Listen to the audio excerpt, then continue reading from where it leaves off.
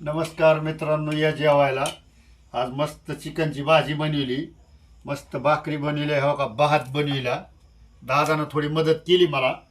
आणि परत हो का एक कांदा कापला. आता जेवायचे, मस्त झोपायचे. आता चार पाच दिवस तुम्हाला सांगतो मग स्वयंपाक मलाच बनवावं लागतं. आता इलाज नाही, घरात काही जमत नाही. दादा देवामुळे जमत नाही. हो ना, मग देवामुळं जमत नाही, जरा अडचण येते. जरा काय करावं आता. घे दादा भाकरी मोडभर, चल. मला ठेसा द्या थोडा हा, आणि अर्धीच भाकर द्या, भूक नाही मला जास्त. भूक नाही.